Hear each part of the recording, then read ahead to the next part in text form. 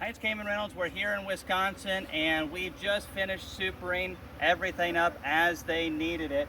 As you can see, some of the hives are massively tall and some a little bit smaller than others, but it's looking really good.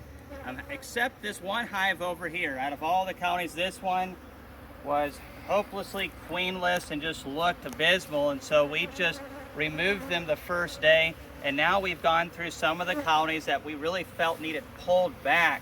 And what we've done is just put some stuff into here. And I have some of my queens that I raised in Tennessee back in June. Yeah, I brought a couple up just in case we needed it for an instance like this. So this equipment was empty. I have shaken about 4 frames of bees into here. And so there's a lot of nurse bees.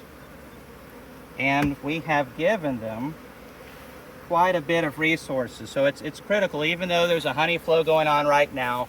Sometimes honey flows start and stop for a little bit, or you just get a lot of rain, and so they need to have some food. So I have 2 frames on the edge that are just solid honey, and then I have 3 frames in the middle that are emerging brood and a little bit of larvae in there, but a lot of older brood that doesn't take a lot of feeding. This one's emerging right here. And this is the youngest of the 3 brood frames. They're all having brood emerge. And check out these propolis boxes while we're in here. So this box has only been in use for a few months, and they have really started putting propolis down into those scored areas that Premier does, and that's pretty neat to see. But you can just see these new bees emerging out of these cells. And so this hive is fixing to just get 10,000 new bees on the way. And since we have moved them to a new location, there's no old bees. Any of the old bees that we shook in will fly back to the original hives.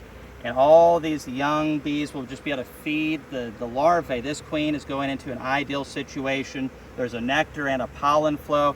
This is great. So if you have a bunch of colonies and you're wondering, hey, how do I split without really impacting my honey crop a lot? This is one of the ways to do it. So it's just really bizarre to me. This is my first time experiencing northern beekeeping in summer. And so we're up here outside of Wausau, and it is just go time up here. Just white wax, delicious honey. And in Tennessee, it's just robbing, all that stuff. So it's crazy, because on my YouTube channel, a lot of times I'm like, we're done for the year. And everyone's like, how are you done? We're just getting going good and all that stuff. And I understand. It's a beautiful world that we live in, and I just am very thankful to get to share that with you and guys like Chris, who's holding the camera, and with these bees. It is a beautiful world.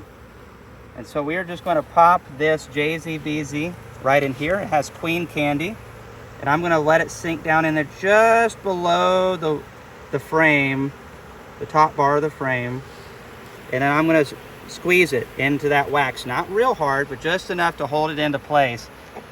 And we are going to put these together.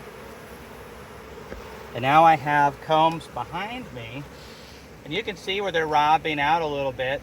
There's a lot of honey in those, and so there's a little bit of robbing going on. But the bees, I've been shaking out nectar today too, so I think the flow's done for today. But some plants just bloom in the morning, all that kind of stuff.